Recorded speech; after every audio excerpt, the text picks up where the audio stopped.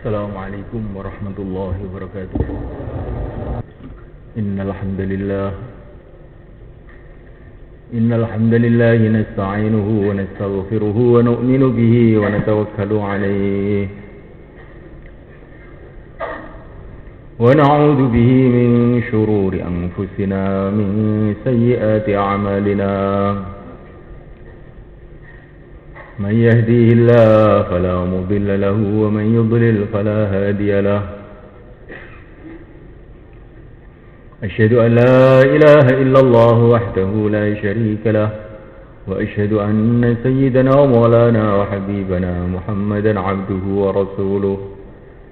اللهم صل وسلم وبارك عليه وعلى آله وأصحابه والتابعين لهم إلى يوم القيامة. أما بعد،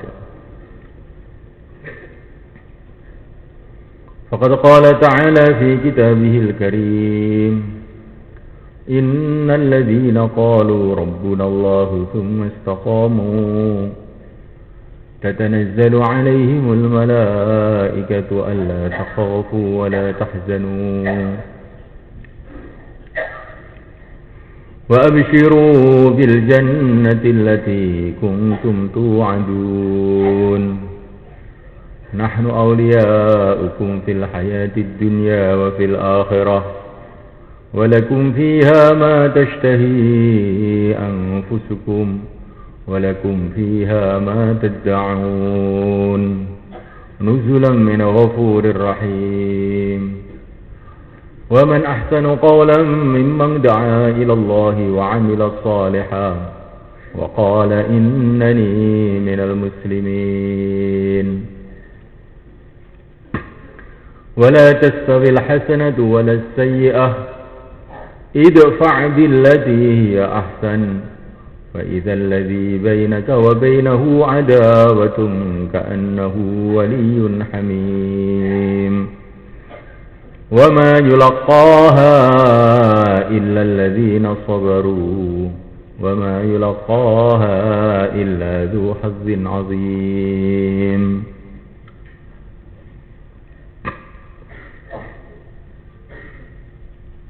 Hadirin yang dimuliakan Allah SWT, para sesepuh, para ulama, hadirin semua, akramakumullah, rahimakumullah.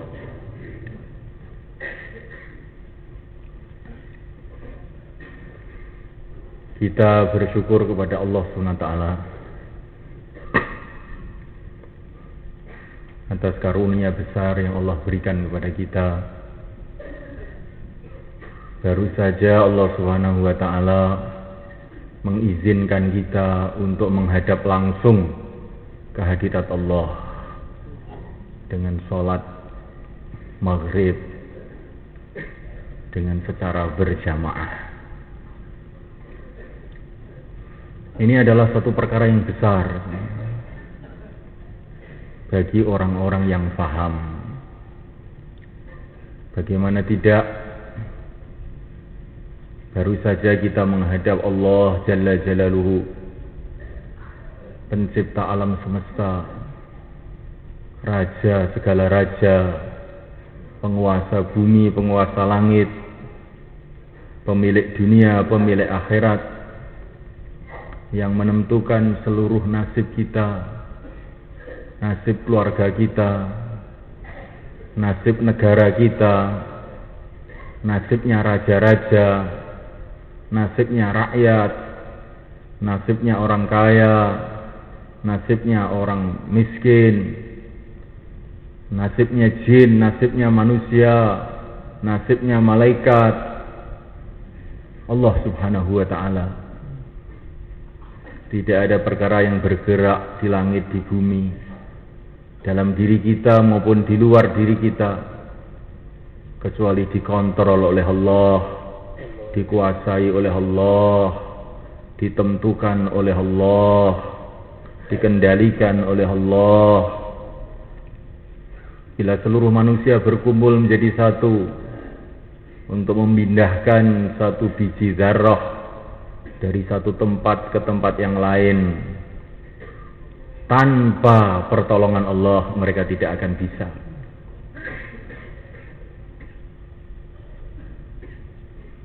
Kullun min indillah, segala sesuatu hanyalah dari Allah Subhanahu wa taala.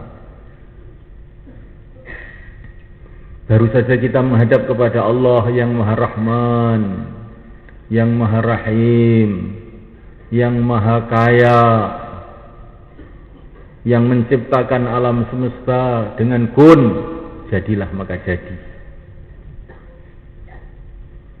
Baru saja kita menghadap kepada Allah yang Maha kasih sayang kepada hambanya.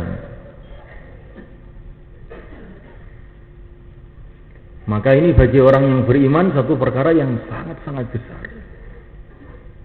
yang harus disyukuri dengan sebenar-benarnya.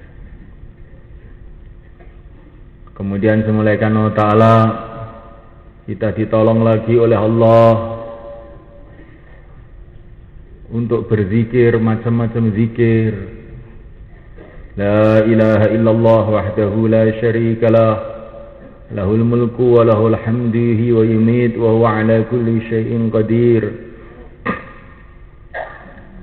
Yang dikatakan oleh yang mulia baginda Nabi sallallahu alaihi wasallam, barang siapa zikir demikian 10 kali, maka Allah akan kirimkan satu pasukan malaikat yang bersenjata yang akan menjaga dia sampai pagi. Kalau dia baca habis subuh, dikirim pasukan malaikat bersenjata sampai waktu maghrib. Ini satu perkara besar. Kemudian kita ditolong untuk membaca tasbihat, subhanallah, alhamdulillah, Allahu Akbar, 33, 34, yang ini akan mencuci kotoran-kotoran dosa dari diri kita. Kita ditolong oleh Allah SWT untuk sholat berjamaah. Sholat 2 rakaat saja kalau kita tahu hasilnya nanti pada hari kiamat, maka kita tidak akan bisa melupakannya. Kalau kita dikasih umur 1000 tahun pun tidak cukup untuk mensyukurinya. Karena sholat 2 rakaat lebih mahal dari dunia dengan segala isinya.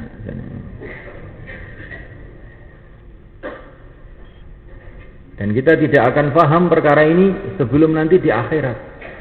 Bagaimana sholat 2 rakaat lebih mahal dari dunia dengan segala isinya. Ini yang bercerita siapa? Yang bercerita adalah Rasulullah Sallallahu Alaihi Wasallam, yang sudah pernah melihat dunia, sudah pernah melihat akhirat. Ya, kita ini taunya cuma dunia saja, maka kita tidak bisa mengukur dunia ini seberapa, karena nggak ada bandingannya. Nah, nanti kalau kita sudah sampai ke akhirat, baru bisa mengukur dunia itu seberapa. Ternyata setelah diukur-ukur, cocok apa yang dikatakan Nabi, dunia seisinya tidaklah lebih melebihi sayap nyamuk, katanya. Ini kalau kita ukur nanti di akhirat. Dunia yang diperebutkan oleh manusia, yang dibangun bertahun-tahun oleh manusia, teknologi-teknologi yang dibangga-banggakan oleh negara-negara, ternyata sampai di akhirat dihitung-hitung nilainya berapa? 1 sayap nyamuk. Kita tidak akan bisa paham oleh Allah Ta'ala dengan sebenar-benarnya perkara ini sebelum kita ini sampai nanti di akhirat. Sabda Nabi ternyata benar adanya 100%. Kalau di sini ya kita bisa paham, tapi pahamnya tidak bisa 100%. Seumpama kita paham 100%, 50% saja, kita akan gembira meledak-ledak. mungkin jantung kita akan pecah karena gembira. Hadirin dimuliakan Allah Subhanahu wa taala. Ini salat 2 rakaat, belum lagi nilainya salat jamaah lebih besar lagi. Kalau salat jamaah itu dengan 2 orang, maka pahalanya akan dilipatkan 27 tingkatan. Nah, kalau yang salat 3 orang, maka lebih banyak lagi. Kalau 4 orang, lebih banyak lagi. Ini kalau 1000 orang sholat, 2000 orang, bagaimana derajat sholat kita ini? Maka kita akan melihat teman-teman kita di masjid ini dengan penuh gembira, penuh kasih sayang. Karena setiap orang yang ada di masjid ini setor jutaan pahala kepada kita. Sebetulnya itu.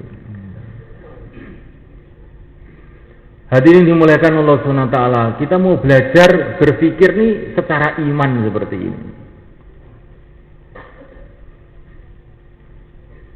Berpikir secara iman.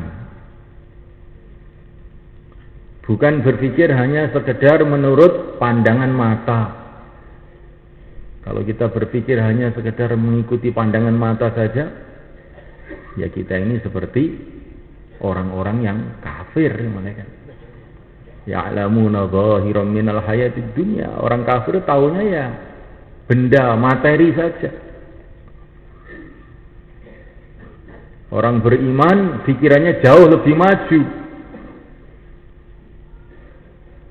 Berpikir menurut berita para nabi, para rasul. Berpikir menurut berita dari pencipta alam semesta ini. Menilai apa-apa mengikuti penilaian penciptanya.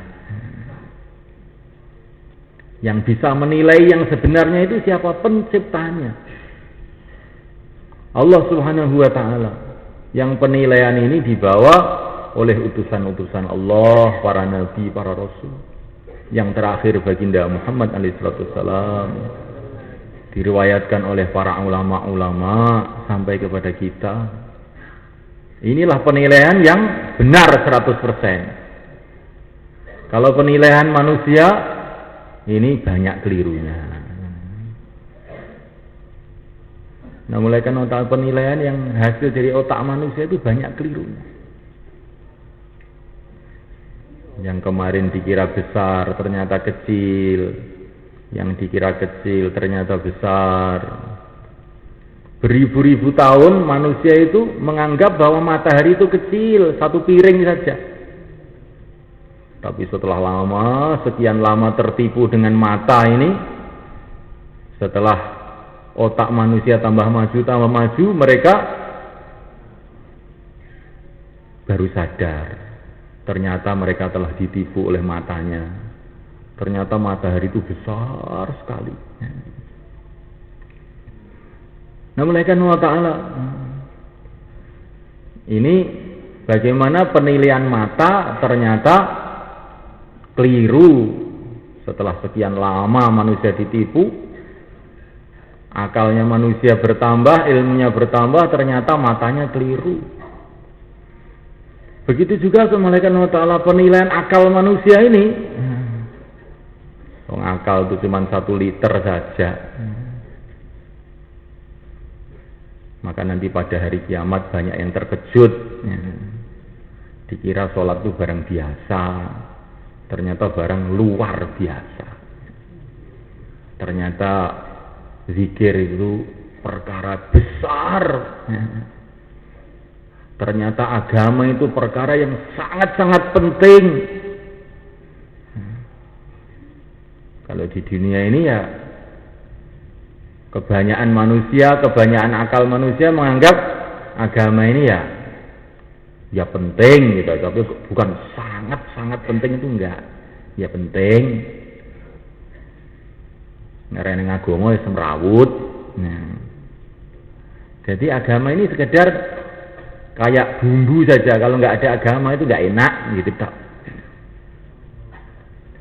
Tetapi semulaikan wa ta'ala, kalau orang berpikir lebih maju lagi, berpikir mengikuti arahan para nabi, para rasul, agama ini bukan perkara penting, perkara yang sangat-sangat penting, bahkan perkara yang terpenting, bahkan tidak ada perkara yang lebih penting daripada agama. Karena agama inilah yang akan mendatangkan ridho Allah kepada kita bila kita amalkan, yang akan mendatangkan murka Allah bila kita tinggalkan. Hadirin dimulakan Allah SWT.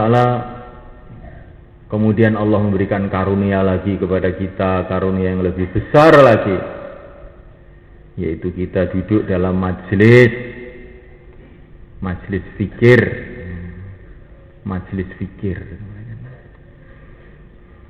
Fikir apa? Pertama kali fikir, kita sama-sama mikir, betul-betul mikir untuk menyerahkan diri kita ini kepada Allah Subhanahu wa ta'ala. Sebagaimana yang kita ucapkan dalam salat tadi, inna salati wa nusuki wa mahyaya wa mamati lillahi rabbil alamin. Kalau kita ini sudah menyerahkan diri kita total kepada Allah, barulah diri kita ini menjadi barokah. Baru diri kita ini menjadi bernilai. Kalau diri kita ini kita serahkan kepada Allah SWT. Sebagaimana diisyaratkan dalam Al-Quran, kata para ulama, lihatlah tongkat Nabi Musa, sebuah kayu kering yang tidak ada nilainya apa-apa. Tapi setelah tongkat ini dipegang oleh utusan Allah, digunakan sesuai perintah Allah, maka tongkat tadi mendatangkan macam-macam keajaiban. Tapi ketika tongkat itu belum digunakan sesuai dengan perintah Allah, maka tongkat tadi masih biasa-biasa saja. Ya tongkat gitu aja. Tapi ketika tongkat itu digunakan untuk perintah Allah, hei Musa, pukulkanlah tongkatmu ke lautan, maka lautan langsung jadi jalan tol. Hei Musa, lemparkanlah tongkat itu ke tukang sihir, maka tukang sihir berubah jadi wali-wali. Hei Musa, pukulkanlah tongkat itu ke batu. Tiba-tiba batu keluar 12 air mata air. Kapan ini tongkat ini begitu hebat ini kapan? Ketika dipegang Nabi Musa, digunakan ikut perintah Allah. Nah kita ini begitu juga kan, diri kita ini sudah nggak ada harganya apa-apa. Kalau diri kita ini kita serahkan kepada Allah, maknanya kita gunakan hanya untuk taat kepada Allah sesuai dengan petunjuk Rasulullah SAW, maka baru diri kita ini ada harganya. Sayyidina Abu Bakar As-Siddiq radhiyallahu ta'ala anhu ketika belum menyerahkan dirinya kepada Allah sesuai dengan arahan Rasulullah, ya hanya sekedar Abu Bakar ibnu Abi Quhafah, pedagang Mekah, ombyoan. Nah, temannya itu ombyoan, banyak sekali orang-orang seperti itu. Tetapi semulaikan Allah Ta'ala setelah Abu Bakar menyerahkan dirinya total kepada Allah dan Rasulnya, maka jadi Abu Bakar As-Siddiq yang hidupnya penuh dengan barokah di mana saja beliau berada. Begitu juga Sayyidina Umar bin Khattab radhiyallahu ta'ala anhu,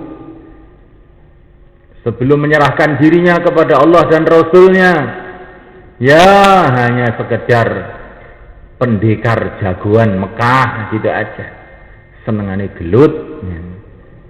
Tetapi semulaikan Allah Ta'ala setelah menyerahkan dirinya kepada Allah dan Rasulnya, menjadi Umar Al-Faruq yang kalau berjalan setan-setan pun pada lari. Persia ambruk, Romawi ambruk, kebatilan ambruk karena perjuangan Sayyidina Umar bin Khattab radhiyallahu taala. Bilal ibn Abi Rabah ketika belum menyerahkan dirinya kepada Allah dan Rasulnya, maka beliau ini hanya sekedar budak hitam yang dijual di pasar yang tidak ada harganya sama sekali. Tetapi ketika beliau telah menyerahkan dirinya kepada Allah dan Rasulnya, maka telah menjadi asbab kebaikan untuk jutaan orang di seluruh dunia. Begitu mulianya Bilal radhiyallahu ta'ala anhu, sehingga Nabi mengatakan, "Hai Bilal, saya mendengar terompah kamu terdengar di surga." Bilal masih ada di Madinah, terompahnya itu sudah terdengar di surga. Kapan itu? Bukan setelah beliau diangkat jadi bupati, bukan setelah beliau diangkat jadi jenderal, bukan setelah beliau diangkat jadi apa, setelah beliau menyerahkan dirinya total kepada Allah dan Rasulnya. Maka inilah yang kita ingin pikirkan sekarang ini semua kan.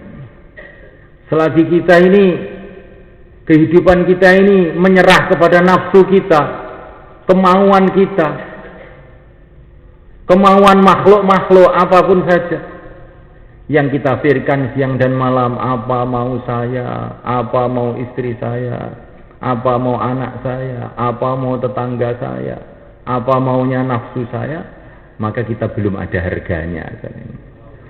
Tapi kalau kita sudah berubah berpikirnya, apa maunya Allah, apa yang disukai Allah, apa yang tidak disukai oleh Allah, itu yang kita pikirkan siang dan malam, maka kita ini baru ada harganya. Ada harganya. Kehidupan kita akan penuh dengan barokah. Hadirin dimuliakan Allah Subhanahu wa taala. Dan kita duduk dalam majlis ini bukan hanya mau menyerahkan diri kita kepada Allah dan Rasulnya, tetapi dimuliakan Allah Ta'ala, kita juga berpikir bagaimana anak kita, istri kita, keluarga kita, dan seluruh umat ini menyerahkan diri mereka kepada Allah dan Rasulnya, sehingga kehidupannya dipenuhi dengan barokah, kebaikan, hidayah, ketenangan, ketentraman. Kita berpikir bagaimana keadaan umat di kampung kita ini, kampung-kampung sekitarnya, umat yang ada di negeri-negeri tetangga kita, umat yang ada di ujung-ujung dunia. Kalau itu yang kita pikirkan mulaikan Allah Ta'ala, maka kita dalam majlis ini akan dihitung berbuat baik kepada jutaan manusia. Maka bagaimana nilainya majelis ini? Bahkan kita bukan hanya berpikir untuk manusia saja, karena baginda Nabi SAW diutus untuk manusia dan jin, maka kita berpikir untuk jin juga. Bagaimana jin-jin yang ada di Pakisaji, yang ada di Gunung Lawu, semua itu dapat hidayah dari Allah SWT. Roro Kidul, dia dapat hidayah, nggak merusak orang tapi malah jadi asbab hidayah. Nah, mulai kan Allah Subhanahu Wa Taala, Allah berkuasa, karena Nabi itu diutus untuk seluruh alam. Tapi kita dakwah kepada jin, tidak harus kita ini datang ke pantai selatan, malaikat tidak. Ini ceritanya Nabi itu dakwah kepada manusia, jin itu sudah katut sendiri. Ketika Nabi dakwah di Taif, semua orang menolak. Maka Nabi sholat di Wadin Nakhil, maka jin-jin pun pada datang mendengarkan bacaan Quran beliau, dan mereka pada masuk Islam.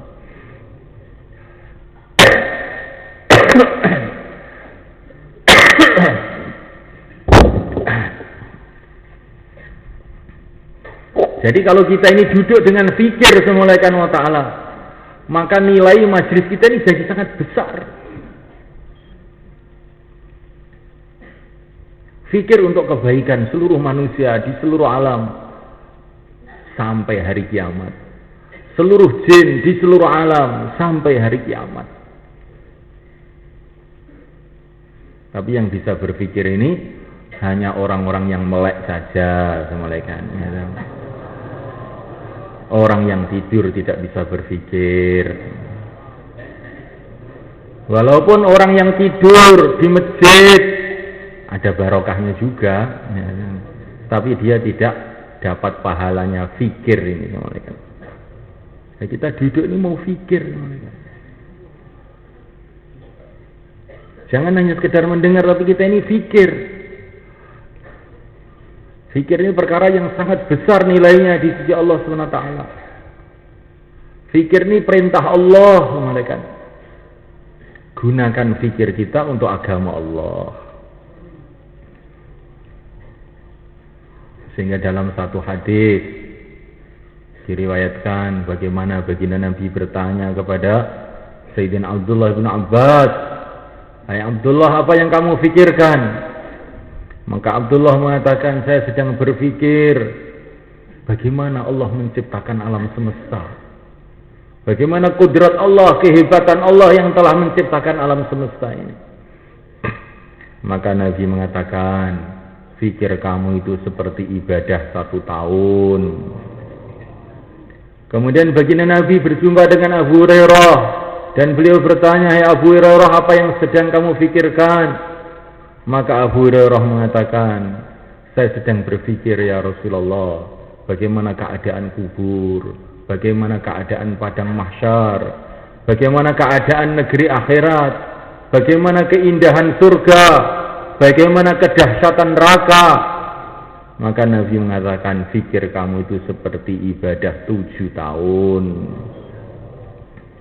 Kemudian baginda Nabi berjumpa dengan Sayyidina Abu Bakar. "Kamu sedang berpikir apa ya Abu Bakar?" "Saya sedang berpikir ya Rasulullah, bagaimana seluruh umat engkau selamat dari api neraka masuk dalam surga Allah." Maka Nabi mengatakan, "Fikir kamu ini Abu Bakar seperti ibadah 70 tahun. Masya Allah. Jadi kita ini mikir gitu. Jangan membiasakan diri ngelamun, tapi mikir. Kalau fikir itu ibadah, kan. Tapi kalau ngelamun itu ya ngobos. Ngelamun itu perkara yang sudah ada, kamu bayang-bayangkan. Nggak ada gunanya. Tapi berpikir. Bagaimana seluruh umat ini selamat daripada azab Allah, masuk dalam surga Allah. Fikir. Umat yang ada di Irian, umat yang ada di Flores, umat yang ada di Gunung Lawu, umat yang ada di Panean, umat yang ada di ujung-ujung dunia, yang di lautan, yang di daratan, yang di udara. Berpikir dengan penuh kasih sayang. Namulaikan Allah SWT. Al-Imam Abdul Wahab Asy'arani rahimahullah, beliau mengatakan, kalau orang itu senantiasa memikirkan umat, kemudian menangis berdoa kepada Allah agar Allah memperbaiki umat, berpikir mengenai kebaikan-kebaikan yang ada di dalam umat ini, kemudian berdoa, ya Allah tetapkanlah kebaikan-kebaikan yang ada dalam umat ini, berpikir mengenai keburukan-keburukan yang terjadi, kemerosotan-kemerosotan yang terjadi dalam umat, kemudian menangis berdoa, ya Allah perbaiki keburukan-keburukan, kerusakan-kerusakan yang ada dalam umat ini. Kalau orang itu terus berpikir begitu, kata Imam Sya'rani, maka dia ini akan jadi wali Allah, katanya. Ini kata Imam Sya'rani yang mulai kan dalam kitab Lataiful Minan namanya. Imam Sya'rani mengatakan demikian itu. Jadi ini mikir umat ini termasuk jalan supaya kita ini dicintai oleh Allah. Dan itu sebetulnya hadisnya juga ada, irhamu man fil ardi arrahimuna yarhamuhumur rahman, irhamu man fil ardi yarhamkum man fis sama. Maka Syekh Yusuf rahimahullah beliau mengatakan, apakah kamu ingin dicintai oleh Allah, menjadi kekasih Allah? Kamu ingin? Tentu saja. Kalau kamu ingin jadi kekasih Allah, ini jalannya mudah. Ar-Rahimuna yarhamuhumur Rahman. Sayangi umat ini. Kamu nanti disayangi oleh Allah. Maka kamu akan jadi kekasih Allah. Jadi kalau orang itu nggak mikir umat, ndablek malaikat. Allah, akhir zaman ya sepanjang ini iki. Nah, ini bahaya malaikat. Ini tanda-tanda ini gawat malaikat ini. Jadi orang masa bodoh itu bahaya malaikat. Kita harus ada kerisauan terhadap keadaan umat ini. Kalau kita ini sudah masa bodoh, ini maknanya Allah tidak sayang sama kita. Tapi kalau dalam hati ini ada kerisauan terhadap keadaan umat, bagaimana umat jadi baik, bagaimana umat ini selamat, bagaimana umat dapat ridho Allah, bagaimana umat berjalan di jalan keselamatan, jalannya Rasulullah SAW, jalannya para sahabat, jalannya orang-orang yang diridhoi oleh Allah. Kalau ada kerisauan demikian ini tanda-tandanya kita ini dicintai oleh Allah. Tapi kalau sudah nggak mikir umat, ini sudah bahaya. Maka janganlah kita ini diracuni oleh pemikiran-pemikiran orang-orang yang tidak benar. Ini hak asasi manusia. Biar mau ke neraka, mau ke surga, hak masing-masing. Loh, aja ngono kuwi kleru. Karena ini slogan-slogannya orang yang nggak tahu agama, kamu ikuti, bahaya. Sekarang kalau kamu punya anak main-main di jalan, ada mobil berjalan, kemudian dia malah main-main di tengah jalan. Ada orang yang ingin usaha anak kamu minggir, terus ada orang, alah biar aja, ini hak asasi manusia, wabrak mobil biar. Wong dia juga sudah punya mata masing-masing, punya telinga masing-masing, punya otak masing-masing. Tabrak ya salahnya sendiri, kok repot-repot. Apa begitu semuanya kan? Kalau kita mengatakan seperti itu, tentu semua orang akan mengatakan kita ini orang nggak bener otaknya. Nah, orang yang tidak mengamalkan agama ini lebih bahaya, lebih menderita daripada orang yang digilas sepur tadi itu semuanya kan. Lebih menderita melebihi orang yang ditabrak mobil. Karena dia akan menderita selama-lamanya. Lah orang tidak amal agama dibiarin aja, hak asasi manusia, ini betul-betul kekejaman, tapi dengan slogan kebebasan. Lah ini bahaya, ini racun ini. Racun tapi dikasih merek obat kuat. Setelah diminum kuat betul, ya. Jadi Assalamualaikum Allah SWT, kita berpikir bagaimana umat ini selamat. Ini perintah Allah, bukan karena kita ini sudah baik. Kamu apa sudah baik kalau memikirkan orang itu? Bukan. Saya memikirkan orang bukan karena sudah baik, bukan. Karena ini perintah Allah. Karena ini adalah mendatangkan ridho Allah. Karena ini akan mendatangkan sayangnya Allah kepada aku, sebagaimana yang disabdakan Rasulullah SAW. Jadi mikir orang itu bukan karena kita sudah baik, bukan. Bahkan kalau kita ini memikirkan orang lain, maka Subhanahu wa ta'ala Allah akan mudahkan kita membaiki diri kita sendiri. Wallahu fi aunil abdi maka al-abdu fi auni akhih.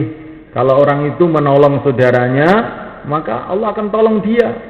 Kalau kita ini berpikir bagaimana saudara-saudara saya jadi baik, jadi selamat, maka semuanya kita sendiri akan mudah jadi baik, mudah jadi selamat. Ini janji Allah SWT. Jadi dakwah ini semuanya Allah Ta'ala hakikatnya bukan untuk orang lain. Yang terpenting itu justru untuk diri kita sendiri. Wa man jahada fa innama yujahidu li nafsih. Barang siapa berjuang, sesungguhnya perjuangannya itu ya kembali pada dirinya sendiri. Kembali pada dirinya sendiri. Orang-orang dunia pun begitu, berjuang, nanti akhirnya yang untung dirinya sendiri. Nah, agama juga begitu, kalau kita ini berjuang, yang paling dicintai oleh Allah justru kita sendiri. Orang itu kelihatannya dunia itu kan berjuang dalam bidang ekonomi, nanti yang paling dapat duit dia sendiri. Biasanya begitu itu. Berjuang memperbaiki negara, nanti dia ya akan jadi kepala negara. Jadi berjuang akhirnya kembali pada dirinya sendiri. Agama juga begitu. Kalau kita ini terus berjuang untuk agama, maka kemuliaan-kemuliaan yang Allah berikan itu pertama kali justru kepada kita sendiri. Maka jangan kita ini ada pikir ini perlunya orang gitu loh, jangan. Kalau kita ini agama ini merasa perlunya orang, akhirnya kita ini jadi berat. Tapi kalau kita ini pikir agama ini perlu saya sendiri, jadi ringan. Kalau membangun rumah, siap. 50 juta, siap. Sudah habis 50 juta, masih cari uang lagi untuk nambah bangunan lagi. Loh kamu itu kok korban besar-besaran untuk rumah? Wong rumah saya sendiri kok. Tapi untuk bangun masjid, 50.000, itu pun dengan ngomel. Ya, saya sudah nyumbang kok. Saya sudah nyumbang. Karena perasaannya kalau masjid itu untuk orang lain, maka 50.000 sudah besar. Tapi kalau rumah untuk dirinya sendiri, 50 juta masih kecil. Nah, mulaikan Allah Ta'ala. Padahal kalau kita mau berpikir, justru urusan agama inilah yang untuk diri kita sendiri pada hakikatnya. Kalau kita bangun rumah, sudah dibangun, nanti jadi kita mati sudah nggak nempati, mereka. Itu rumah itu untuk orang lain sebetulnya. Lah kok kamu korban untuk orang lain aja loh. Lah kalau agama itu untuk diri kamu sendiri. Nanti surga itu yang nempati kamu sendiri selama-lamanya. Bidadari yang ngawini kamu sendiri selama-lamanya. Kalau istri kamu yang di dunia ini, mungkin kamu mati kawin lagi. Coba semulaikan Allah Ta'ala. Kita ingin meluruskan cara berpikir kita ini semulaikan.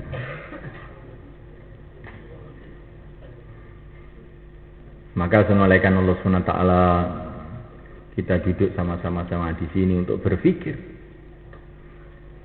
Untuk diri kita dan untuk seluruh umat. Bagaimana kehidupan yang cuma sebentar ini, kita ini beruntung yang sebesar-besarnya. Dunia ini cuma sebentar saja. Maka kita harus cari pekerjaan yang paling menguntungkan untuk kita. Pilih pekerjaan yang paling menguntungkan. Apa ya kira-kira? Apa yang paling menguntungkan itu? Yang paling menguntungkan itu semulaikan Allah Ta'ala, kita tanya kepada Rasulullah SAW. Kita lihat Rasulullah SAW, itu yang paling menguntungkan. Karena Rasulullah itu sudah melihat dunia, melihat akhirat, melihat bumi, melihat langit. sekolahnya itu sampai Sidratul Muntaha. Maka kalau kamu ingin cari pekerjaan apa yang kira-kira paling bagus, hasilnya paling besar, nah ikutilah Rasulullah SAW. Kalau pekerjaan-pekerjaan yang tidak dipilih oleh Rasulullah SAW, itu saya khawatir itu nanti hasilnya malah kecil, bahkan bisa-bisa nggak ada hasilnya, bahkan bisa-bisa malah bahaya buat kita. Maka kalau kita mau milih pekerjaan, orang yang paling cerdas seluruh dunia, orang yang paling alim seluruh dunia, wa kulluhum mir rasulillahi multamisun rashfan minal bahri ila akhir apa lupa saya gharfan minal bahri aw rashfan minad diyami.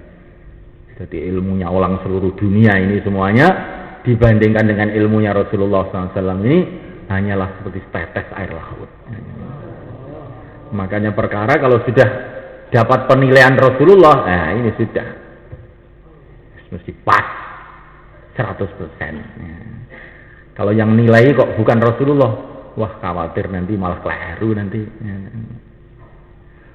Nah, oleh karena Allah Subhanahu wa taala, maka setelah Rasulullah itu mendapatkan ilmunya segala ilmu, ilmunya para nabi, ilmunya para rasul, ilmunya para malaikat, pengalamannya bumi langit sudah jeduk semua menghadap langsung kepada Allah, maka apa yang beliau buat, apa pekerjaan apa yang beliau pilih, maka dihabiskan siang malam beliau ini dalam usaha mengamalkan agama dan menyebarkan agama. Dari rumah ke rumah, dari orang ke orang, dari kampung ke kampung, dari suku ke suku, setiap orang diajak, ayyuhan nas qulu la ilaha illallah tuflihu. Inilah pekerjaan Nabi sebenarnya. Setiap orang diajak menghambakan diri kepada Allah. Hai manusia, ucapkanlah la ilaha illallah, kamu akan sukses. Hambakan diri kamu kepada Allah, kamu akan selamat. Kamu itu hamba Allah, tinggal di bumi Allah, di bawah kolong langit Allah. Tidak ada jalan keselamatan bagi kamu kecuali hanya dengan menghambakan diri kepada Allah. La ilaha illallah. Inilah umur beliau dihabiskan untuk ngajak orang begini ini, siang dan malam. Kalau malam doa, qumil laila illa qalila nisfahu awinqus minhu qalila auzid alaihi warattilil qur'ana tartila. Kalau malam tahajud panjang-panjang. Kalau siang, innalaka fin nahari sabhan tawila, bergerak lama-lama. Kepada Abu Bakar saja, Rasulullah itu datang ke rumah Abu Bakar itu tiap hari itu 2 kali. Subhanallah. Ini sayangnya Rasulullah kepada umat itu kayak begitu. Dihabiskan umurnya itu. Hari-hari ngajak orang, hari-hari ngajak orang. Sampai akhir hayat beliau, pesannya Angfidu jaisa Usamah, teruskan perjuangan ini. Maka kita ini sebenarnya ingin kehidupan kita ini kita habiskan untuk mengamalkan agama dan mengajak orang kepada agama. Inilah kemuliaan yang terbesar yang Allah berikan kepada manusia, yaitu para nabi dan para rasul dan pengikutnya. Apa itu? Amalkan agama, ngajak orang kepada agama. Dapat hidayah dan jadi asbab hidayah. Dapat hidayah ini juga sudah bagus. Ini belum cukup dapat hidayah, jadi asbab hidayah untuk orang lain. Kita harus berpikir seperti itu. Maka waktu kita sholat, mulaikan ihdinas siratal mustaqim. Ya Allah, tunjukilah kami jalan yang lurus, bukan titik. Kalau kita ini hanya doa ihdinas siratal mustaqim, tunjukilah kami jalan yang lurus, mungkin bisa salah paham. Pokoknya aku sampai wes. Pokoknya saya sudah lurus ya sudah. Saya sudah enggak menjelekin orang kok. Saya sudah enggak merusak orang, enggak menjiwit orang, enggak nyolong, enggak bunuh, enggak ngerampok. Sudah selamat jurusan surga. Bukan. Waktu sholat itu kita sendiri berdoa, ya Allah tunjukilah kami jalan yang lurus, yaitu jalannya orang-orang yang telah Engkau beri nikmat, yaitu jalannya para nabi. Jadi kita ini ingin berjalan di jalannya para nabi. Para nabi itu bagaimana? Lurus dan meluruskan orang. Nah, jadi asbab hidayah untuk orang lain di samping mereka orang-orang ahli hidayah. Baik dan jadi asbab kebaikan untuk orang lain. Inilah para nabi. Itulah yang kita minta di dalam sholat. Itulah yang kita minta. Ihdinas siratal mustaqim, siratal ladzina an'amta 'alaihim. Jadi setiap muslim itu harus punya cita-cita. Sebagaimana cita-cita dalam surat Fatihah tadi itu. Baik dan jadi asbab kebaikan untuk orang lain. Sholat dan jadi asbab orang-orang pada sholat. Zikir dan jadi asbab orang-orang pada zikir. Ngaji dan jadi sebab orang-orang pada ngaji. Berakhlak yang baik dan jadi asbab orang-orang berakhlak yang baik. Bukan hanya untuk dirinya sendiri. Nah, mulaikan Allah SWT, orang yang berpikir hanya untuk dirinya sendiri, maka ini tidak disukai oleh Allah. Walaupun bagaimanapun dia baiknya. Sebagaimana dalam hadis di Riyadhus Shalihin itu, ada orang yang baik, sudah nggak pernah buat maksiat belas. Tapi justru dia ini semulaikan Allah Ta'ala ketika datang azab, malah diazab duluan. Maka malaikat Jibril tanya, kenapa ini juga diazab? Li'annahu lam yatama'ar wajuhu lil ajli. Wajahnya tidak pernah mangar-mangar karena agama dirusak. Ya kan? Tidak ada kerisauan terhadap keadaan agama. Walaupun dia sendiri itu baik, tapi kalau nggak ada kerisauan mengenai keadaan agama, dapat azab juga.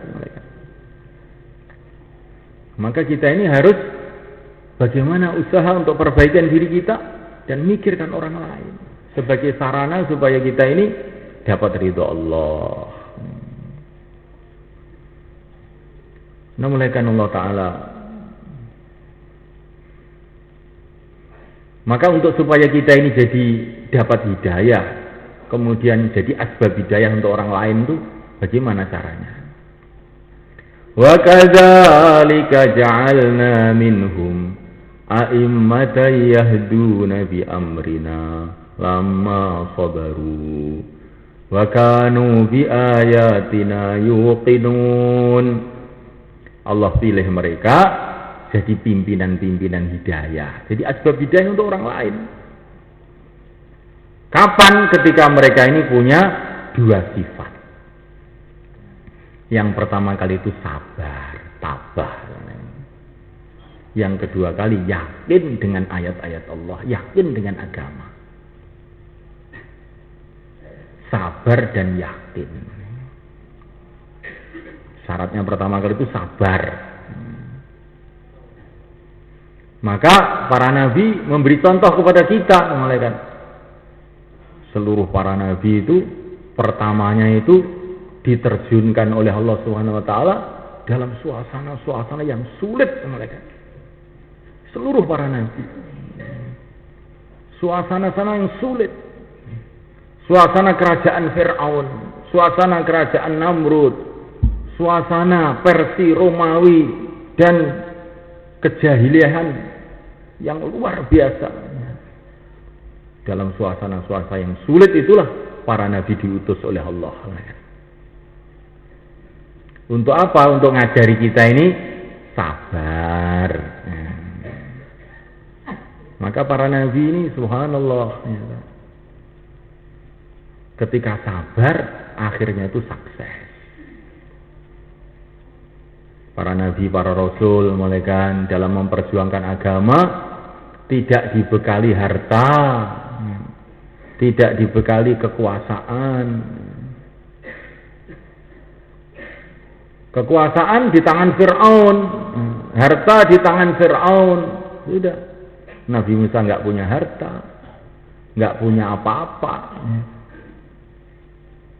Tapi semulaikan Allah Ta'ala punya perkara yang lebih dahsyat dari itu. Apa itu? Punya hubungan dengan Allah. Nah, di sini ini.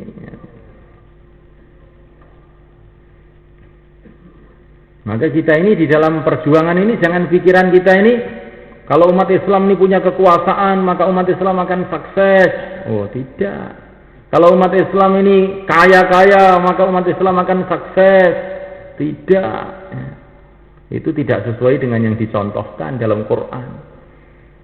Nabi Musa itu sukses di saat kekuasaan nggak punya, harta nggak punya, apa-apa nggak punya.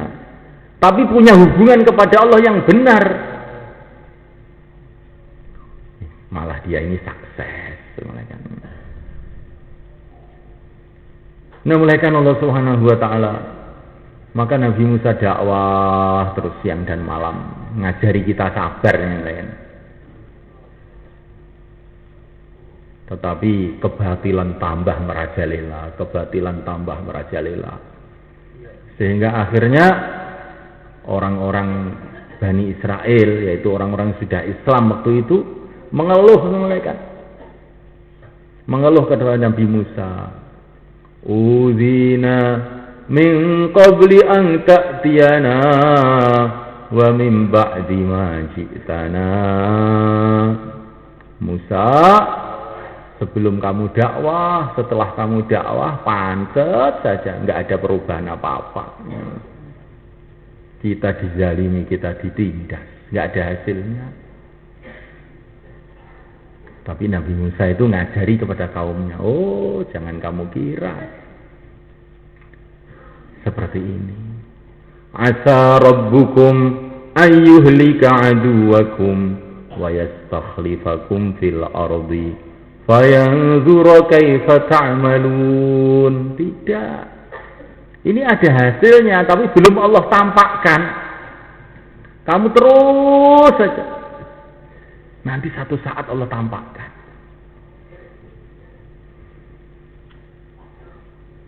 Nabi Musa doa, dakwah, doa. Akhirnya datang firman Allah. Qad ujibat da'watukuma fastaqima. Hei Musa, Harun, doa kamu sudah saya terima. Pokoknya kamu terus istiqomah saja. Tapi zahirnya itu nggak ada perubahan apa-apa. Fir'aun tuh wambah merajalela saja. Nabi Musa dakwah ndonga. Walaupun kaumnya yang juga sudah pada sebagian itu sumpek karena kok kelihatannya nggak ada hasil apa-apa. Tapi Nabi Musa itu ngajari kepada kaumnya dan ngajari kepada kita ini sabar terus saja. Setelah genep 40 tahun, lah tiba-tiba Fir'aun itu ditenggelamkan di tengah lautan oleh kan. Ya. Sudah habis. Ya. Kam taraku min jannati wa uyun wa zuru'in wa maqamin karim. Istana-istananya Fir'aun ditinggalkan. Kadzalika wa awratsnaha qauman akharin. Nah, orang-orang Islam nggak usah bangun, tinggal nempati saja. Ya. Jibar-jibur mangan nganggur, omah gedong tanpa yoso. Nah, ini Sunan Kalijogo. Jadi kalau umat Islam ini sibuk di dalam agama, nanti tiba-tiba dunia itu Allah kasihkan kepada umat Islam. Tapi kalau umat Islam ini keroyokan dunia, tambah babak belur semua. Ya. Jadi ceritanya itu seperti itu sama mereka. Nabi Musa itu sibuk aja dalam agama. Fir'aun sibuk militer, sibuk politik, sibuk membangun, wes sibuk apa-apa. Tiba-tiba setelah sibuk dibuang ke lautan, rumahnya ditinggali Bani Israel. Tapi Bani Israel itu Masya Allah malaikat. Setelah mereka kembali ke Mesir, malaikat Allah Ta'ala, Fir'aun sudah hilang kekuasaannya. Ya. Tapi memang Bani Israel itu dulu itu belum terlatih betul dalam amalan. Akhirnya Bani Israel pada kawin sama istri-istrinya orang-orang Mesir, istri-istrinya Fir'aun itu. Akhirnya dipengaruhi sama wanita-wanita Mesir itu, Bani Israel itu. Akhirnya rusak lagi. Gitu. Maka oleh Nabi Musa diajak pergi ke Palestina. Gitu. Jadi senamalakan Allah Subhanahu Wa Taala, Masya Allah. Maka para nabi, para rasul itu diterjunkan oleh Allah Subhanahu Wa Taala dalam suasana-suasana yang sulit. Terus mereka ini terus saja dakwah doa, akhirnya datang pertolongan Allah Subhanahu Wa Taala. Begitu juga yang mulia baginda Muhammad SAW dengan para sahabatnya di Makkah Al-Mukarramah, tantangan dari segala arah. Tapi mereka terus saja dakwah doa, sibuk dalam amal agama. Tapi tambah banyak amal agama, tambah masalah tambah besar. Sampai akhirnya baginda Nabi diusir. Tetapi ternyata ini pengusiran yang baik, malaikat. Orang itu kalau sibuk dalam agama, musibah-musibah tiba-tiba jadi rahmat. Orang Mekah mengusir Nabi, Nabi keluar dari Mekah, Allah bangkitkan orang Madinah. Tala'al badru alaina min thaniyatil wada'. Orang-orang berbondong-bondong masuk Islam. Jadi sudah mulaikan Allah Ta'ala, kita perlu sabar. Jadi dalam perjuangan ini perlu sabar. Sabar itu bagaimana? Enak, nggak enak, terus saja. Tampak hasilnya, nggak tampak hasilnya, terus istiqomah. Karena ujiannya Allah kepada orang yang amal agama itu, pada awalnya itu kadang-kadang seperti nggak ada hasilnya, gitu. Seperti Siti Hajar dari Sofa Marwa cari air nggak dapat kan.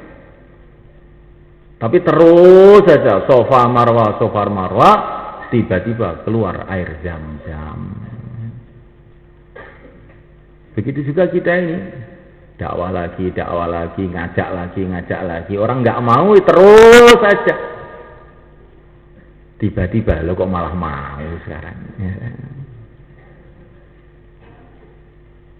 Ya seperti Siti Hajar tadi itu. Maka amalan itu perlu diulang-ulang terus menerus sampai timbul sifat sabar. Nanti akhirnya Allah datangkan pertolongan.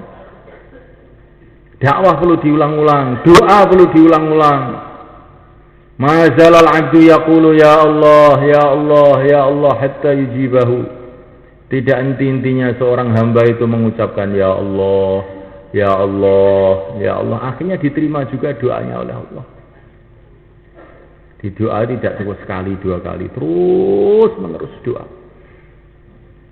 Nanti pada akhirnya itu Allah akan tampakkan hasilnya. Nah ini ujian. Nah ini kalau orang nggak sabar, kula pun ndonga ini nyatane mboten enten hasile. Oh, gak pawaan berarti. Gak pawaan. Jadi kita ini doa nggak ada hasilnya pun terus doa.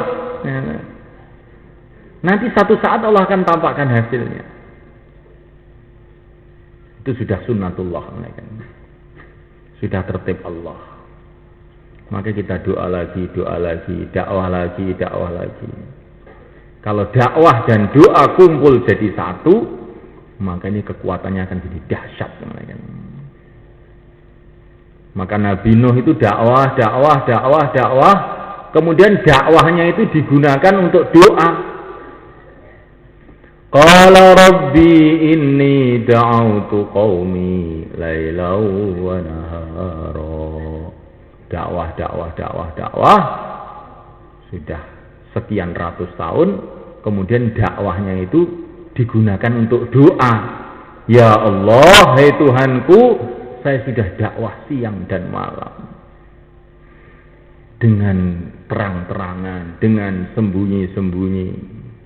Tetapi kaumku tambah aku ajak, tambah lari. Tambah aku ajak, tambah lari. Ini doanya Nabi Nuh. Jadi Nabi Nuh itu dakwahnya digunakan untuk doa. Cerita dakwah di depan Allah. Sedangkan Allah sudah tahu segalanya. Kok Nabi Nuh itu cerita dakwah di depan Allah itu maksudnya apa? Karena Nabi Nuh itu tahu kalau Allah itu mendengar cerita dakwah itu nanti doa-doa akan diterima. Ya saya ini dakwah yang menyuruh engkau ya Allah. Sekarang saya dapat masalah-masalah. Begini masalah saya. Ya saya laporan kepada engkau. Yang nyuruh engkau. Nah, akhirnya wala tukhatibni fil ladzina zalamu innahum mughraqun. Hai Nuh, sudah enggak usah bicara panjang-panjang. Itu orang-orang yang zalim itu akan saya tenggelamkan semua itu. Jadi semua Allah Ta'ala ini dakwah kalau dengan doa ini kalau sudah kumpul itu dahsyat.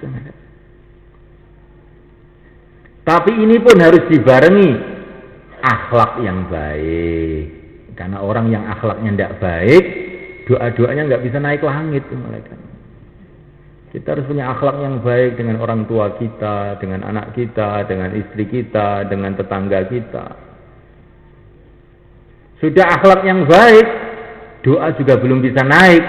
Kalau kita ini makanannya tidak benar-benar bersih, halal, betul-betul halal. Orang yang makanannya haram, nah ini doanya nggak bisa naik. Jadi dakwah, doa, perbaikan akhlak, dan juga perbaikan muamalah kita. Jangan sampai kita berjual beli dengan cara yang tidak benar. Jangan makan perkara yang haram, Masya Allah. Baru doa-doa kita bisa naik. Kalau doa kita ini naik, maka selesai masalah dunia kita, selesai masalah akhirat kita.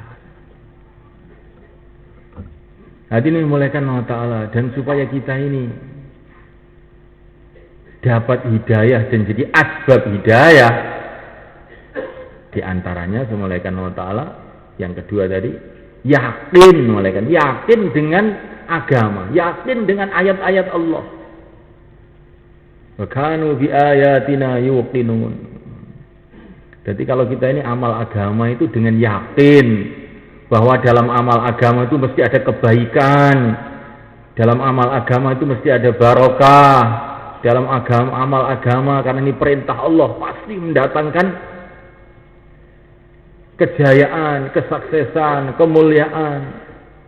Ini harus kita betul tanamkan dalam hati kita. Walaupun kelihatannya amalan itu berat, menyusahkan kita, kalau sudah perintah Allah, mesti kita pahami itu di dalamnya ada macam-macam kebaikan.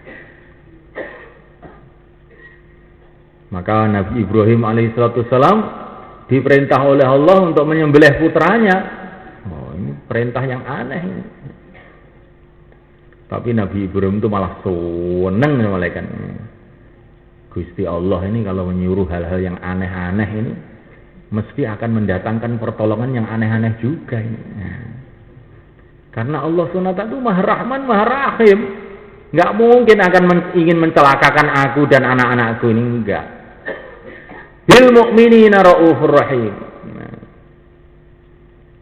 Ini sifatnya Rasulullah SAW. Namulakan Allah Subhanahu wa taala, maka Nabi Ibrahim alaihissalam menanggapi perintah Allah itu dengan gembira. Allah Maha Rahman, Allah Maha Rahim. Maka pasti dalam perintah Allah itu ada Rahman Allah, ada Rahim Allah. Kalau anak saya tidak saya sembelih, tapi kalau Allah ingin mematikan anak saya juga tetap mati. Kalau anak saya sembelih, tapi Allah menghendaki umur panjang juga tetap akan umur panjang. Paling cocok dibelih wae wis. Sembelih anaknya. Ternyata betul. Allah itu kalau menyuruh perkara yang enggak masuk akal akan mendatangkan pertolongan yang enggak masuk akal juga. Disembelih malah enggak mempan, kan? Disembelih bukan mati tapi malah panjang umur jadi nabi. Anaknya satu disembelih malah jadi dua.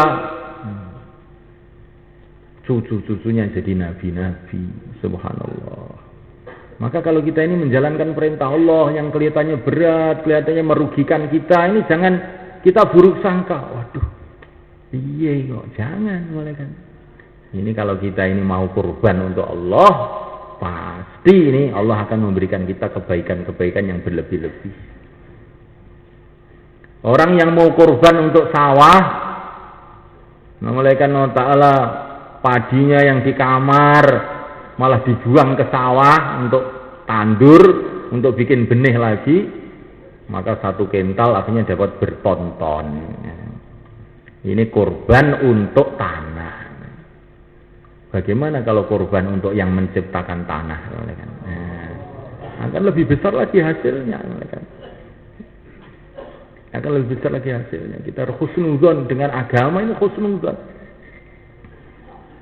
Susah payah, tapi kalau untuk agama, oh ini keberuntungan. Kita harus berpikir seperti itu. Enak, tapi kalau nggak amalkan agama, ini kerugian. Maka baginda Nabi berjalan di jalan Allah, kakinya kena batu, kesandung batu.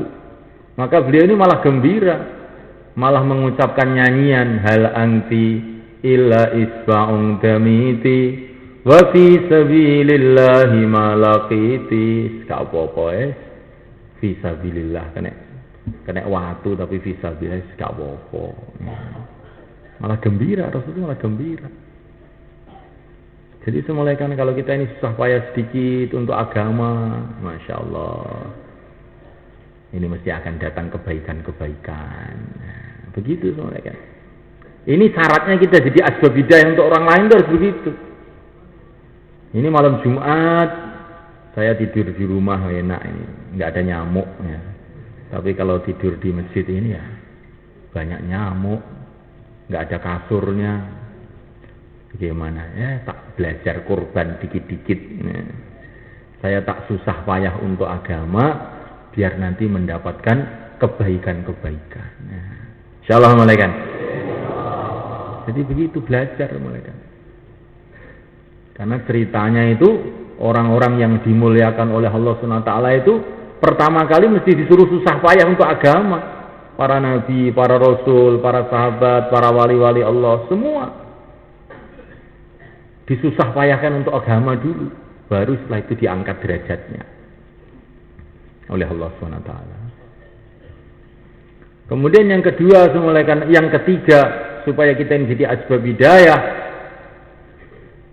Wa idzibtala Ibrahim rabbuhu bi kalimatin fa atammahun qala inni ja'iluka lin-nasi imama qala wa min dzurriyyati qala la yanalu ahdiz zalimin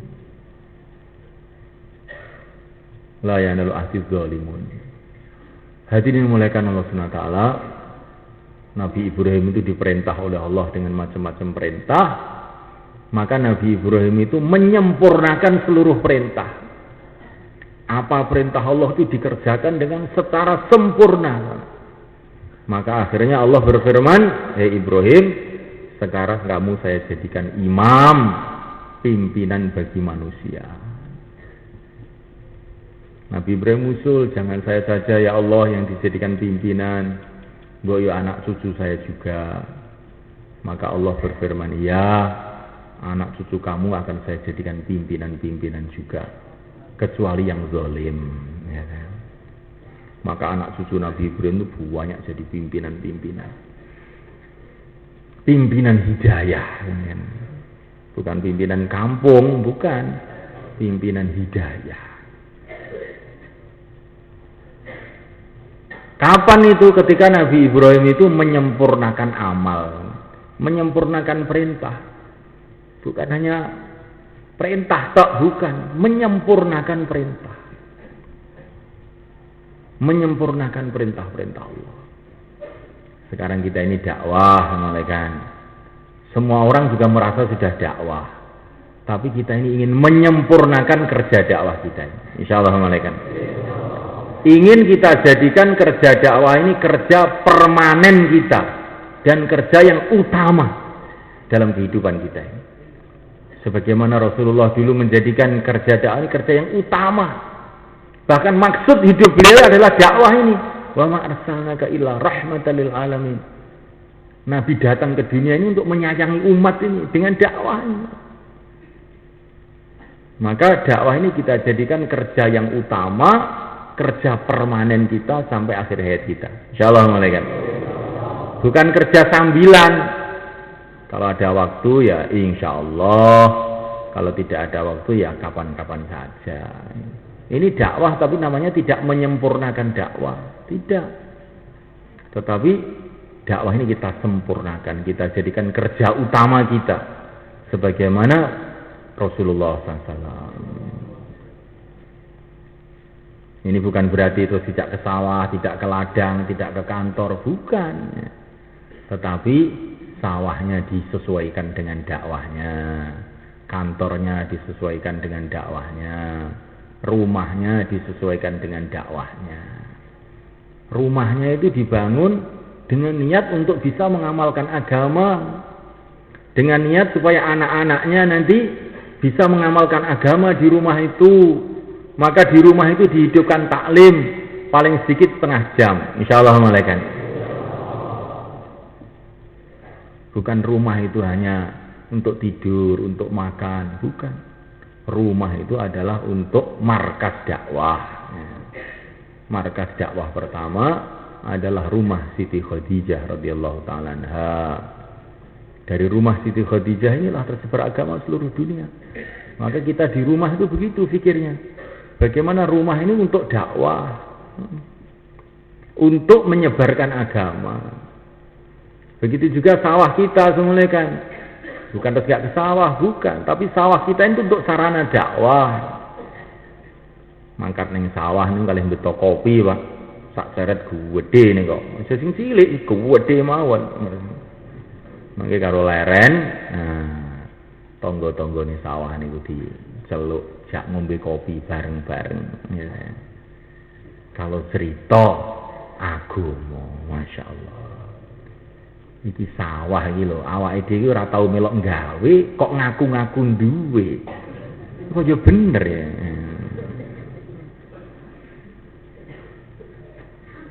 Ini malaikat Allah Subhanahu wa taala. Neng sawah kaya ngene panase. Kaya apa engko ning ora-ora mahsyar, Mbah. Ya.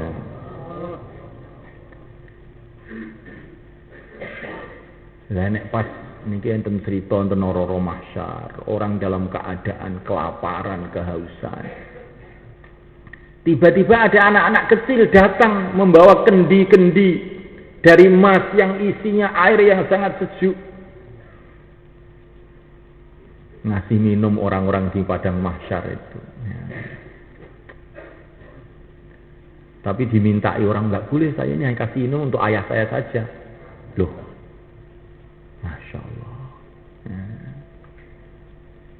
Maka ini kita ini di padang mahsyar, Mbah. Terus kita yang dalam kelaparan.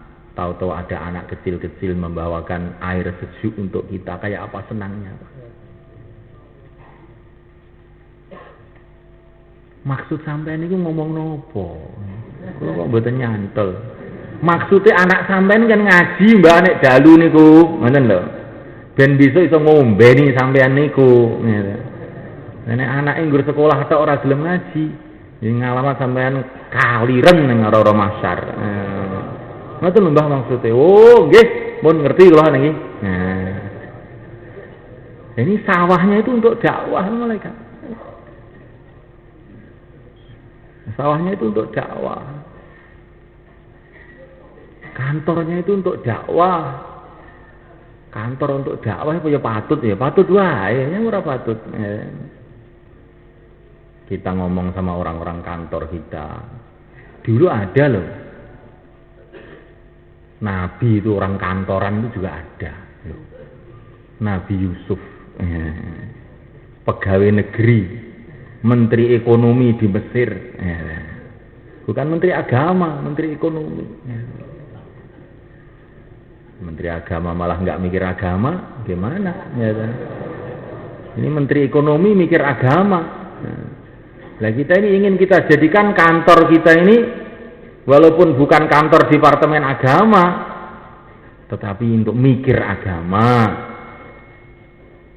Bagaimana caranya? Hari libur, semua anggota kantor keluar 3 hari. Bagaimana? Insya Allah malaikat. Nah, ini kita ini baru hidup kita ini sesuai dengan kehidupan pimpinan kita, junjungan kita yang mulia baginda Muhammad SAW. Dapat hidayah, jadi asbab hidayah untuk orang lain. Namuliakan Allah SWT, maka Nabi Ibrahim alaihissalam menyempurnakan seluruh perintah Allah. Dakwahnya disempurnakan. Tiap hari 2,5 jam, tiap bulan 3 hari, tiap tahun 40 hari. Ini minimalnya langkah pertama. Kemudian ditingkatkan tiap hari 8 jam, tiap bulan 10 hari, tiap tahun 44 bulan. Bagaimana kalau gitu? Loh kok banyak sekali ya? Kok banyak sekali itu loh Pak? Banyak sekali itu kamu hitung dari mana? Kalau kamu hitung kamu itu mau ke akhirat jutaan tahun, miliaran tahun, ya tidak banyak sekali, sedikit sekali ini. Tapi kalau kamu mikir nanti di akhirat mau 1 tahun saja harus pulang lagi ke Temboro, nah ini sudah banyak sekali. Jadi subhanahu wa ta'ala, kita pandang kita ini diciptakan oleh Allah itu untuk negeri akhirat. Ketika kita memandang negeri akhirat, maka subhanahu wa ta'ala yang jutaan tahun, triliun tahun, subhanallah, pengorbanan apa saja itu kecil untuk akhirat jadinya. Kalau kita mikir dunia ya 3 hari itu sudah lama, ya kan? Apalagi 40 hari terkejut. Ya kan? Kalau 4 bulan jantungan kita ini. Ya kan? Loh, 4 bulan? Nah, ini kalau kita mikir dunia jadi kayak begitu. Tapi kalau mikir akhirat, subhanallah, lawang akhirat kok 4 bulan loh Pak. Ya kan? 40 tahun pun itu enggak masalah. Ya. Kalau saya dikasih umur 400 tahun, 400 tahun pun bukan satu masalah. Lalu akhirat itu sehari 1000 tahun loh Pak. Ya. Gini betul nah, gitu. Nek kita mikir akhirat nih guys, namanya dakwah panjang, ibadah panjang, sholat panjang, puasa panjang itu jadi ringan semua sama mereka. Tapi kalau kita mikir dunia, ya kelihatannya sudah paling sregep seluruh dunia. Ya. Saya ini sudah wong paling sregep, arti kapak nih neh. Ya. Nah, gue arti kapak nih neh, wah wis tamal nih kabeh loh jani. Ya. Tapi kalau kita mikir akhirat, subhanallah, kita ini seperti mau beli istana, bawa uang 5 rupiah, kan? Ingih, ya. Kalau kita ini mikir keadaan akhirat itu, amalan kita ini seperti kita ini mau beli istana dari emas, bawa uang 5 rupiah. Begitu sombong lagi, 5 rupiah lupa ini. Subhanallah. Ya. Mestinya itu kita sembunyikan, ya. Kita ini sudah minta gratis saja, ya. Malu kita ini mau ngomong 5 rupiah, ini mau beli rumah kok bawa uang 5 rupiah, malu. Nah, malaikat Allah SWT, kita pandang negeri akhirat, malaikat. Sebentar lagi malaikat, akan tampak itu negeri akhirat yang diceritakan oleh Rasulullah SAW. Maka Maulana Umar rahimahullah naik pesawat terbang mulai kan pergi ke Perancis. Jadi pesawat terbang itu ada wanita-wanita yang sanggulnya gede-gede, ya, megol. Ya. Maka Maulana Umar itu menangis mulai kan. Maka ditanya sama teman-temannya, "Syekh, kenapa menangis?" Itu loh, saya pernah dengar sabda Nabi, ada satu golongan ahli neraka yang saya belum pernah melihat. Jadi Nabi itu mengatakan nanti akhir zaman akan ada satu golongan ahli neraka yang saya belum pernah melihat. Zaman ini nggak ada, gitu maksudnya.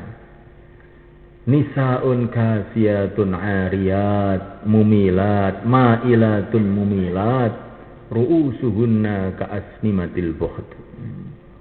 Wanita-wanita yang berpakaian tapi seperti telanjang, ya. Belok dan membelokkan orang lain. Kepalanya itu seperti kepala unta semeruawut gitu. Ini zaman Nabi itu loh nggak ada. Lah kok sekarang jadi ada? Berarti kata Nabi itu telah jadi kenyataan. Maka kata Nabi mengenai kubur pasti akan jadi kenyataan juga. Kata Nabi mengenai padang mahsyar akan jadi kenyataan juga. Kata Nabi mengenai surga, mengenai neraka akan jadi kenyataan juga. Nah, jadi ahli ilmu itu aneh mulai kan. Melihat wanita malah teringat akhirat. Nah, ini ahli ilmu itu seperti itu. Ada orang pergi ke kota, melihat bangunan-bangunan yang bertingkat-tingkat. Petromas di Malaysia tingkat berapa? 100 tak berapa itu. Ya. Maka ini kalau orang awam nggak pernah ngaji, hebat ini Malaysia, hebat. Ya. Kita ini Indonesia bagian bersihkan kasanya tok, nggak bangun-bangun. Ya. Hebat. Tapi orang ahli ilmu, astagfirullah, ini tanda dekatnya kiamat ini. Ya. Nabi sudah mengatakan dulu nggak ada begini ini. Nabi sudah mengatakan nanti akhir zaman orang akan membangun bangunan-bangunan yang tinggi-tinggi. Ini tanda kiamat ini. Kita harus cepat-cepat amal agama, jangan ikut-ikutan bangun, nggak usah. Ya.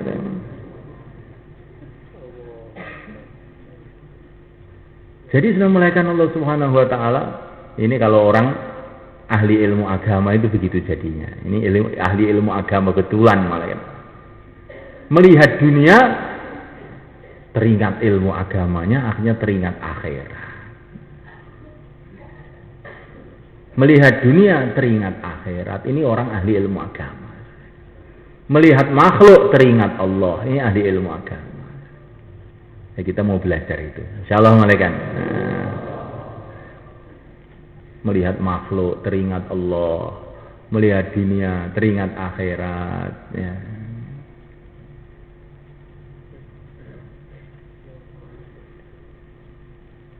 Nah, malaikat Allah Ta'ala kalau itu pikiran kita, maka kita ini jadi orang yang benar nanti. Tidak terkesan dengan suasana-suasana dunia ini.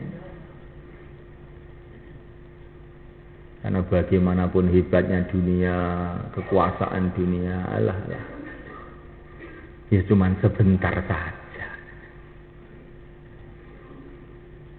Maka seorang ulama mengajak santrinya,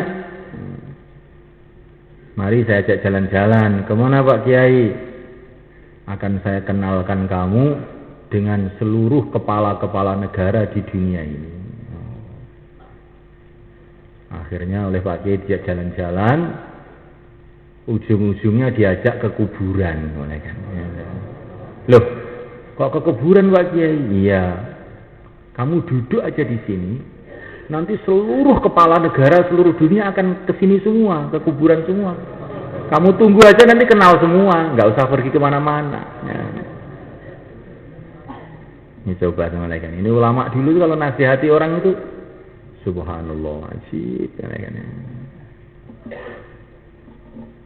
Ya saya sudah paham sekarang. Sekarang kamu akan saya ajak jalan-jalan lagi. Kemana? Akan saya tunjukkan dunia dengan segala isinya. Lebih dahsyat lagi ini. Ya. Ternyata dituntun dibawa ke tong sampah. Kok dibawa ke tong sampah Pak Kiai? Bagaimana?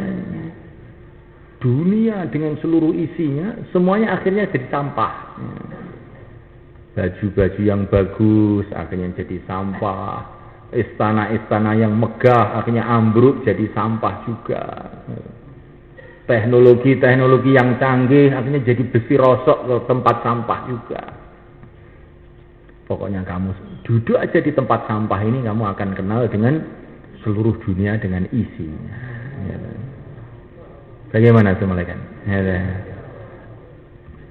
Nah kalau sudah tahu begini kok masih menggebu-gebu dalam cinta dunia, ini namanya santri tidak paham. Ya. Kalau sudah dikasih tahu sama kiai begini, nek sing ngono tak golek akhirat wae. Berarti paham. Tapi kok masih mikir dunia terus, berarti ini akalnya ini kurang cerdas. Al-kayyisu man dana nafsahu wa 'amila lima ba'dal maut. Orang yang cerdas, orang yang mau menundukkan dirinya dan amal untuk kehidupan setelah mati. Di orang yang mikir akhirat, itulah orang yang cerdas. Maka khotib Jumat mengatakan, talibud dunya jahil, talibul uqba aqil, talibul maula kamil. Orang yang cari dunia adalah jahil. Orang yang cari akhirat adalah pinter. Orang yang mencari Allah itulah orang yang sempurna. Jadi mereka Allah Ta'ala, kita ini mau cari apa sudah. Tetapi ini pembicaraan ini semula kan tidak akan bisa kita rasakan dengan baik kalau kita ini tidak menyiapkan waktu keluar di jalan Allah. Insya Allah kita semua niat semula kan. Ini bukan masalah pembicaraan, tapi kita merasakan apa yang kita bicarakan tadi. Kita bukan mau cerita mengenai hubungan kepada Allah, tapi kita ingin membuat satu hubungan khas dengan Allah. Bagaimana caranya? Dengan keluar jalan Allah. Nanti kita akan dapat pengalaman-pengalaman. Maka yang niat untuk menyiapkan waktunya 4 bulan, 40 hari, silahkan berdiri ke selatan mereka. Monggo. Yang akan keluar 4 bulan, 40 hari, silahkan berdiri ke selatan. Monggo. Simening Pak. Skanulan, kandoso dinten. Sing pun kandoso dinten ditingkatne skanulan. Monggo. Monggo.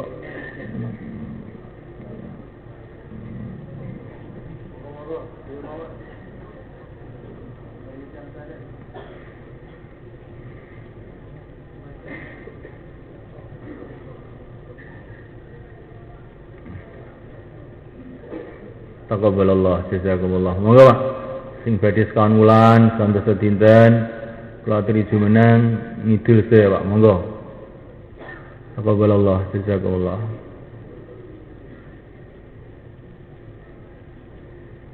Taqabbalallah. Semoga Allah terima, Masya Allah. Masya Allah. Dalam zaman yang hiruk pikuk seperti ini semuanya kan, ada orang berdiri untuk umat, berdiri untuk agama, ini satu perkara yang besar. Masya Allah, ini rahmat Allah yang besar.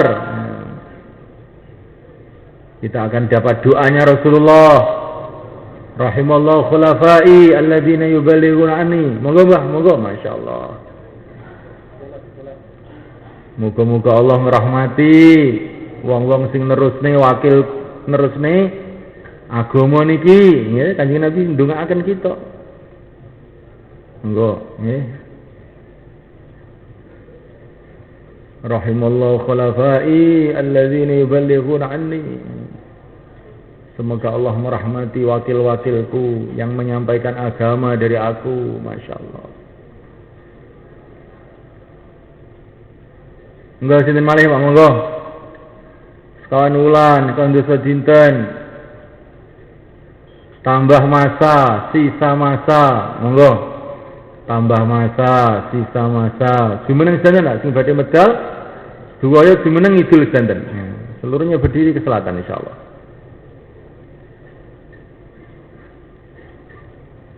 Taqabbalallah, jazakumullah. Monggo. Masya Allah. Ya.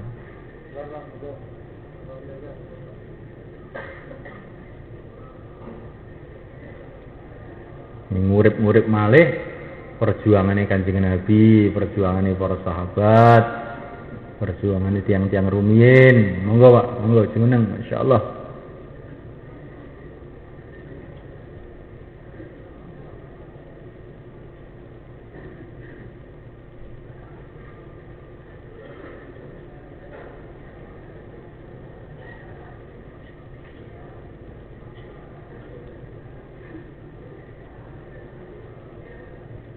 Mboten usah ditunda-tunda, Pak. Ngeten. Maka umur niki masyaallah mboten ngertos, ya.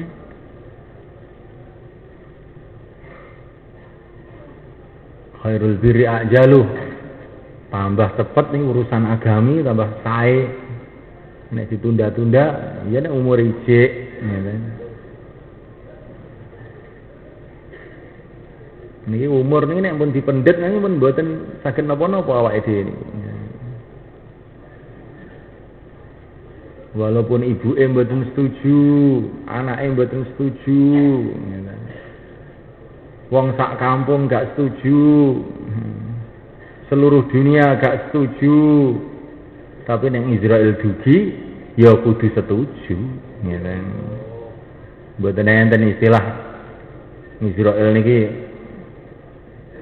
Lah iki anake cek cilik-cilik gak setuju kabeh. Gak usah dijabut nyawane kapan-kapan mboten enten Pak niku gitu. Mboten enten gitu. Maka Ibrahim bin Adham radhiyallahu ta'ala anhu mengatakan, boleh saja kamu tidak mengamalkan agama, boleh saja, tapi pakai syarat kalau Israel datang kamu jangan mau dicabut nyawanya, katanya. Boleh saja kamu tidak amal agama, tapi pakai syarat kamu jangan tinggal di bumi Allah, bikin bumi sendiri sana, katanya. Boleh saja kamu tidak amal agama, tapi pakai syarat kamu sembunyi di tempat yang tidak dilihat oleh Allah, katanya. Ya di mana tempat yang tidak dilihat oleh Allah? Boleh saja kamu tidak amal agama pakai syarat kamu sabar di neraka, ya. Masya Allah. Boleh saja kamu tidak amal agama tapi pakai syarat kamu harus sabar kehilangan surga. Nah kita kehilangan duit 1 juta, 2 juta aja sudah nangis. Bagaimana kalau kehilangan surga ya malaikat? Nah, apa kita ini nggak nangis darah nanti ya malaikat? Surga itu sudah ditampakkan, istana-istana dari emas, dari intan, ya. Tapi sayang diberikan kepada orang lain, malaikat. Apa enggak nangis darah kita ini, malaikat? Geru-geru jutaan tahun, mboten 3 dino, jutaan tahun gitu pada nangis. Kelangan swarga. Kayak kelangan sepeda motor terus kabeh polisi dilapuri gitu. Nek kelangan swarga sampean laporan sinten sampean gitu. Eneng karek nangis tok gitu. Nangis ora karu-karuan. Masya Allah. Makanya awake dhewe niki purun boten purun, repot ora repot, pokoke kudu tenanan nglampahi agami. Insyaallah Bang nggih. Tenanan menerusne perjuangane Kanjeng Nabi niki rah dalan kangge supaya kita selamat sih. Kanjeng Nabi rina wengi mikirne umat, nek sampai kita niki mboten mikirne umat iki wis pundi. Napa kita niki mboten isin karo Kanjeng Nabi niki lho. Para sahabat mikirne umat rina wengi, kita mboten mikirne umat iki ora isin kali para sahabat niki. Insyaallah kita sedia niat Pak nggih. Sak mangke tiga-tiga sekawan-sekawan Pak nggih. Tiga-tiga sekawan-sekawan muzakarah lajeng janjian. Pokoknya aku niat sok malam Jumat iki aku arep metu tenan aku. Isin karo Gusti Allah aku. Insyaallah nggih. Isin karo Kanjeng Nabi aku arep metu tenan aku. Sok Jumat metu tenan sing nggawa lemek sisan aku. Iki Jumat terakhir ndablekku iki. Terus ndi insyaallah nggih. Nek gak sejumah ya sak cepat-cepatnya malah sae nggih. Monggo tiga-tiga sekawan-sekawan Pak, monggo muzakarah. Tiga-tiga sekawan-sekawan monggo muzakarah.